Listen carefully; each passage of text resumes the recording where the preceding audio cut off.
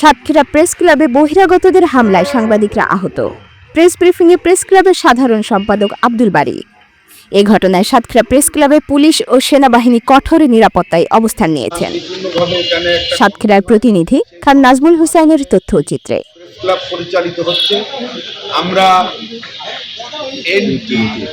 যে কিছু লোক আমাদের এই প্রেস ক্লাব কমিটি গঠন হওয়ার পরে আকস্মিকভাবে এই মে মাসে অর্থাৎ 10 মাস পরে কিছু সদস্য তারা ভিন্ন একটি কমিটির নাম দিয়ে প্রেস ক্লাবের নাম ব্যবহার করে বিভিন্ন জায়গায় যে অপকর্মটা করছে তারই প্রতিফলন হিসাবে আজকে এই ক্লাবে ওনারা দখল করতে আসছিল বহিরাগতদের নিয়ে, এবং আমাদের গর্বিত সেনাবাহিনীর সদস্য পুলিশ সদস্য ভাইয়েরা তারা সারাক্ষণ এখানে ছিলেন।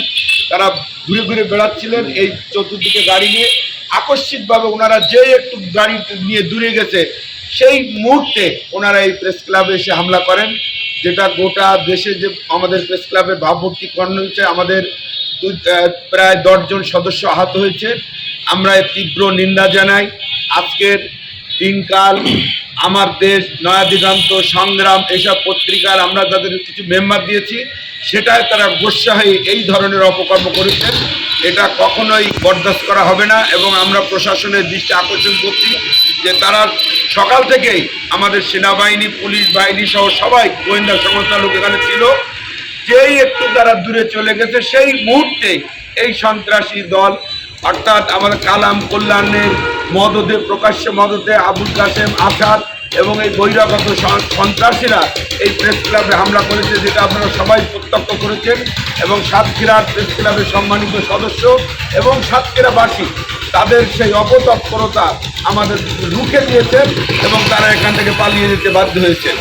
পরে আমাদের সেনাবাহিনীর সম্মানিত সদস্যবৃন্দ, পুলিশ বাহিনীর লোকজন ওনারা এসে বিষয়টা শুনেছেন এবং ওনারা প্রত্যক্ষ করে যাতে আর কোনো আইন শৃঙ্খলা অবনতি না হয় সেজন্য ওনারা এখানে সবসময় আমরা এখনও পর্যন্ত দেখছি যে আমার সম্মানিত সেনা সদস্য ভাইয়েরা আছেন, পুলিশ ভাইয়েরা আছেন। আমরা বিশ্বাস করি প্রশাসন এই অপতৎপরতার বিরুদ্ধে রুখে দাঁড়াবেন এবং তাদের বিরুদ্ধে ব্যবস্থা নেবেন। আমরা গতকালই এ বিষয়ে আমরা স্থানীয় প্রশাসন, গোয়েন্দা সংস্থা সহ প্রত্যেকের কাছে আমরা এ বিষয়টা জানিয়েছিলাম এবং ওনারাও অবগত আছেন। সেই অবগতর কারণে পুলিশ বা সেনাবাহিনী প্রত্যেকে এখানে সকাল থেকে ডিউটিতে ছিলেন। একটু ওনারা দূরে চলে যাওয়ার পরেই এই ঘটনাটা ঘটে, যার তীব্র নিন্দা জানাই।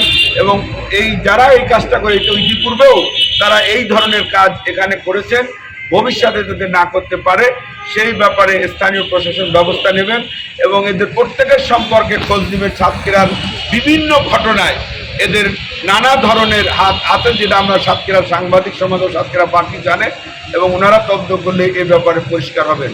আমি তীব্র নিন্দা এবং প্রতিবাদ জানাচ্ছি এই ঘটনার, এবং ভবিষ্যতে এই ধরনের অনাকাঙ্ক্ষিত ঘটনা হলে সে ব্যাপারেও আমরা আগামীকাল এই প্রেস ক্লাবে সন্ত্রাসীদের দ্বারা হামলার প্রতিবাদে আমাদের প্রেস ক্লাবের সামনেই একটি মানববন্ধন কর্মসূচি ঘোষণা করছি, এবং আমি আমাদের সম্মানিত সদস্যদের যথাসময় বেলা 12টার সময় এখানে আসার জন্য অনুরোধ জানাচ্ছি।